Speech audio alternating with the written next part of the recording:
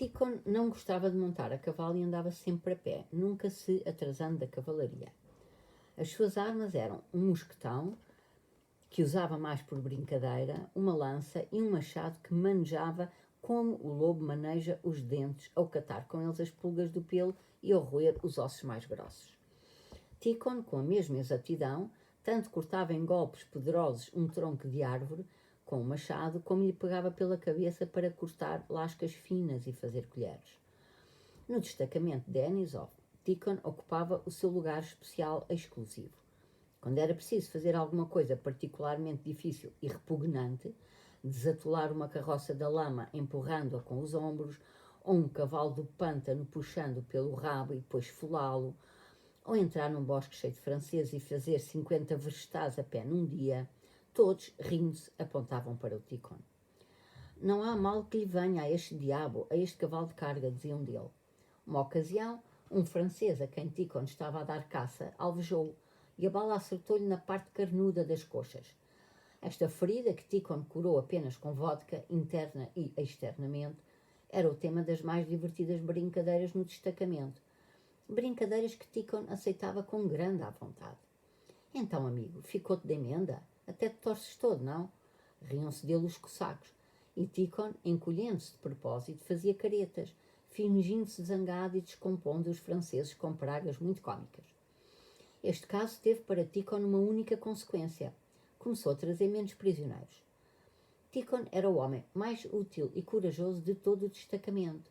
Ninguém mais do que ele descobriu as melhores oportunidades de ataque. Ninguém apanhou ou matou mais franceses. Como consequência, era o bombe da festa de todos os cossacos e os sardos e aceitava com prazer esta sua condição.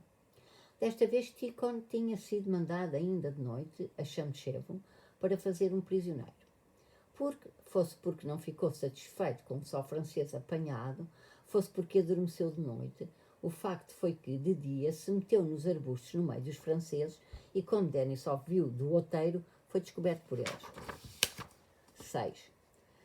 Depois de falar mais algum tempo com o Yessal sobre o ataque decidido definitivamente para o dia seguinte, já que os franceses estavam tão perto, Denisov fez o cavalo dar meia volta e voltou para trás. Bom, amigo, vamos secar-nos, disse a Pétia. Já perto da casa do guarda florestal, Denisov parou, prescrutando a floresta.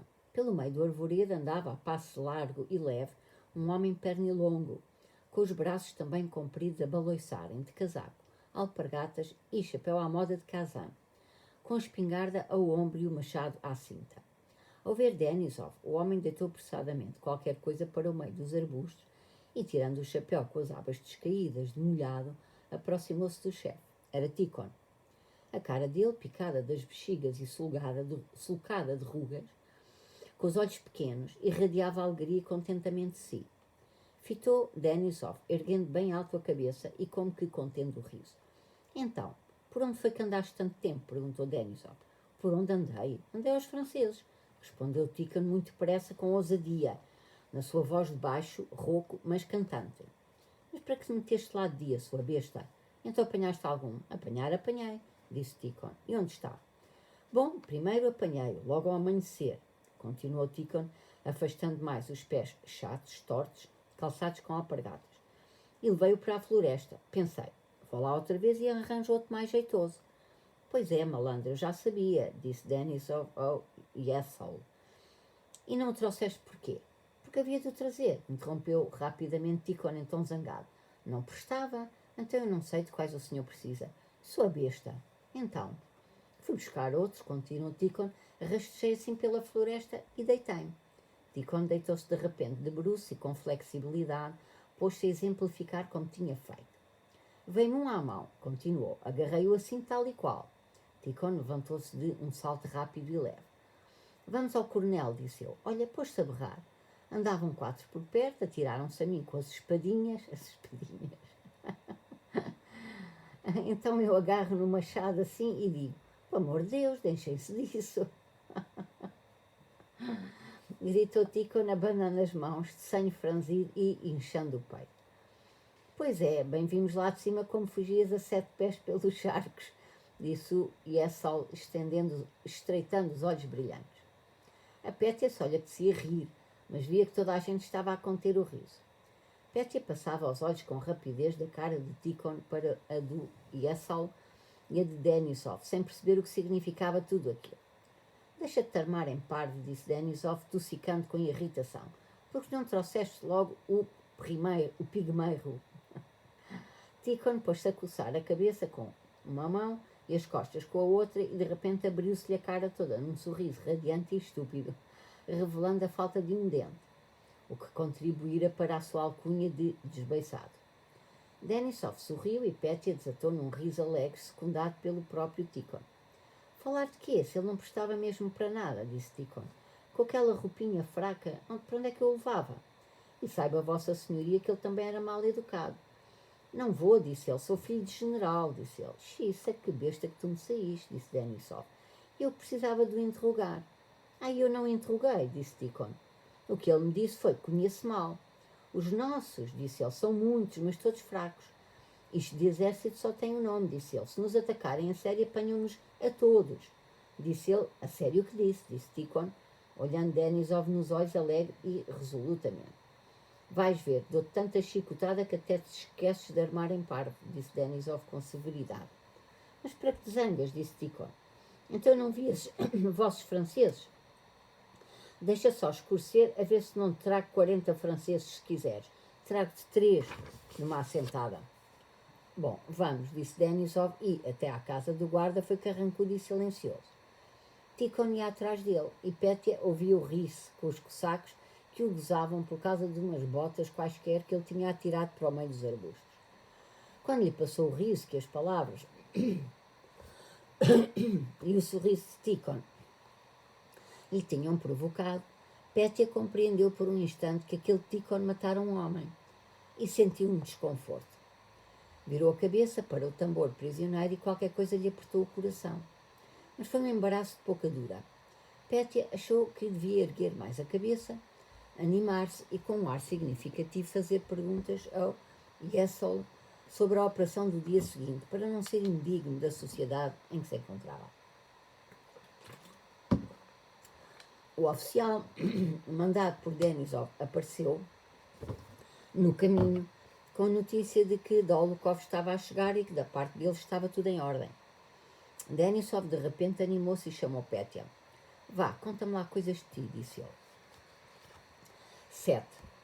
Quando Pétia, depois de se ter despedido da família, saiu de Moscou e se foi juntar ao seu regimento, foi nomeado pouco tempo depois a ordenança do general que comandava um grande destacamento de guerrilheiros. Desde a sua promoção a oficial e, sobretudo, desde a sua entrada em ação no exército, em que participou na Batalha de Vyazma, Pétia andava num permanente estado de excitação, feliz, por já ser adulto, e numa pressa exaltada de não perder qualquer oportunidade de fazer um ato de verdadeiro heroísmo. Estava muito feliz com o que via e experimentava no exército, mas ao mesmo tempo parecia-lhe sempre que era onde ele não estava, no momento que acontecia alguma coisa verdadeiramente heroica. Então tinha pressa de ir onde não estava. Quando, a 21 de outubro, o seu general exprimiu o desejo de mandar alguém ao destacamento de Denisov, Pétia pôs-se-lhe a implorar tão lastimosamente que o general não lhe pôde recusar. Porém, ao mandá-lo, lembrando-se do ato louco de Pétia na Batalha de Vyazma, onde ele, em vez de ir pelo caminho por onde tinha sido mandado, galopou para a linha de fogo, expondo-se às balas dos franceses e deu lá 2 tiros da sua pistola, o general proibiu expressamente Pétia de participar em qualquer das operações de Denisov. Foi por isso que Pétia corou e se embaraçou quando Denisov lhe perguntou se podia ficar. Antes de ter chegado à orla da floresta, Pétia via que, para cumprir com rigor o seu dever, deveria voltar imediatamente para trás. Mas quando viu os franceses, quando viu Tíkhon, quando soube que iriam mesmo atacar naquela noite, decidiu, com a rapidez que os jovens têm de mudar de ponto de vista, que o seu general, que até então ele tanto estimara, não prestava para nada. Era um alemão, enquanto Denisov era um herói e o Yessal, outro herói, Tíkhon também, e que seria para ele uma vergonha abandoná-los num momento difícil. Já escurecia quando Denisov, Pétia e o Yessal chegaram à casa do guarda florestal. Viam-se no escuro cavalos selados e cossacos e ossardos, que construíam cabanas de ramos na clareira e que, para que os franceses não vissem o fumo, acendiam umas fogueiras rubras no fundo do barranco. No átrio da pequena isbá, um cossaco, de mangas arregaçadas, cortava carne de carneiro. Na isbá estavam 3 oficiais do destacamento de Denisov, improvisando uma mesa com uma porta tirada dos gonzos. Pétia tirou a roupa molhada. Entregou-a para que lhe secassem e começou de imediato a ajudar os oficiais a prepararem a mesa para a refeição. 10 minutos depois a mesa estava pronta e coberta com uma toalha. Havia vodka, rum num cantil, pão branco e carne de carneiro com sal. Pétia, sentado ao lado dos oficiais, rasgando a carne aromática e gordurosa com as mãos a escorrerem de bedum, sentia-se cheio de um amor terno e infantil por toda a gente e, por conseguinte, com a certeza do amor de todos os outros pela sua pessoa. Então o que acha? Vassili Fyodorovich dirigiu-se a Denisov. Não faz mal que eu fique um dia consigo? E sem esperar pela resposta de Denisov, ele próprio a deu. É que eu tenho ordens para me informar, portanto é isso que farei. Mas autorize que eu vá para a principal. Eu não quero condecorações, quero... Pétia cerrou os dentes e olhou para trás, sacudiu a cabeça erguida e abanou a mão. Para a principal, repetiu Denisov sorrindo. Só que, por favor, dê-me um grupo só para mim, para eu comandar, continuou Pétia. Não lhe custa nada, pois não. Ah, precisa de faca, dirigiu-se a um dos oficiais que queria cortar um bocado de carne e estendeu-lhe a sua navalha. O oficial gabou-lhe a navalha. Por favor, fique com ela, tenho muitas dessas, disse Pétia corando. Meu Deus, ia-me esquecendo, exclamou de repente. Tenho passas de uvas, maravilhosas, daquelas sem grainhas, sabe? Temos lá um vivandeiro novo, tem coisas maravilhosas. Comprei 10 libras delas. Estou habituada a comer doces, querem? E Pétia correu ao átrio onde estava o seu cossaco e trouxe para a mesa uns saquinhos onde havia umas 5 libras de passas. Sirvam-se, meus senhores, sirvam-se. E de cafeteira não precisa, dirigia-se desta vez ao Yassal. Comprei-a ao nosso vivandeiro, é uma maravilha. O homem tem mercadoria maravilhosa e é muito honesto, isso é o principal. Eu mando-lhe uma cafeteira sem falta.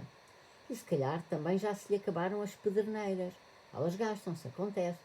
Trouxe pederneiras comigo, tenho aqui. Apontou para os saquinhos umas 100. Foram muito baratas. Tire, por favor, tire quantas quiser, ou leve-as todas. E de repente, com medo de estar disparatado mais, calou-se e corou. Tentou lembrar se não teria feito mais asneiras. E recapitulando as recordações do dia, lembrou-se do tambor francês. Nós estamos bem, mas ele, onde é que o deixaram? Deram-lhe de comer? Não lhe fizeram mal, pensava Pétia. Porém, com medo de que se lhe saíssem mais disparates como o das pederneiras, inibia-se de falar. Eu podia perguntar, pensava, mas eles vão dizer, é um garoto e tem pena de outro garoto. Deixa que eu amanhã já lhes mostre o garoto que sou. Mas se eu perguntar, será uma vergonha, pensava Pétia. Não interessa. E corado, medroso, olhando para os oficiais para ver se não havia um ar irónico na cara deles, disse, posso chamar aquele rapaz prisioneiro? Damos-lhe alguma coisa para comer, talvez? Sim, o rapazinho mete pena, disse Denisov, sem pelos vistos encontrar nada de vergonhoso naquela menção. Chamem-no cá. O nome dele é Vincent Boss. Chamem-no. Eu chamo, disse Pétia. Vai, chama, pobre rapaz, disse Denisov. Pétia já estava à porta quando Denisov disse aquilo. Voltou-se, passou pelos oficiais e chegou-se ao pé de Denisov. Deixe que o beijo, meu amigo, disse ele. Ah, que bom, ótimo. E dando um beijo a Denisov, correu para fora. Boss, Vincent, gritou Pétia, parando à entrada. Quem deseja, meu senhor? Perguntou uma voz na escuridão. Pétia disse que procurava o rapaz francês apanhado nesse dia. Ah, o Viceni, disse o cossaco. O seu nome de Vincent já tinha sido transformado em Viceni para os cossacos. Vicénia para os mujicos e para os soldados. Em ambas as versões, esta alusão à primavera correspondia bem à juventude do rapaz. Está ali a aquecer-se à fogueira. É, Vicénia, Vicénia, Viceni. Ouviram-se as vozes a chamar e a rir no escuro. O rapazito é lesto, disse o sardo que estava ao pé de Pétia. Demos-lhe de comer há pouco, xiça a fome que ele tinha. Ouviram-se passos na escuridão e, chapinhando na lama com os pés descalços, aproximou-se da porta o tambor. Ah, c'est vous, disse Pétia. Voulez-vous manger? Não tenha medo, nós não vos fazemos... Não te fazemos mal, acrescentou tocando-lhe na mão com timidez e carinho. Entre, entre. Obrigada, senhor, respondeu o tambor com voz tremendo, quase infantil, e começou a esfregar os pés sujos na soleira antes de entrar. Apetecia a Pétia dizer muita coisa ao tambor, mas não se atrevia. Continuava ao lado dele no átrio, apoiando-se ora num pé, ora no outro. Pegou-lhe na mão e apertou-lhe. Entrei, entrei, repetiu-lhe num sussurro carinhoso. O que poderia eu fazer por ele? Perguntou Pétia, e abrindo a porta deixou-o passar à frente. O tambor entrou e Pétia foi sentar-se longe dele, achando que era humilhante para si dar-lhe demasiada atenção. Apalpava o bolso e hesitava em saber se era ou não vergonhoso dar dinheiro ao tambor.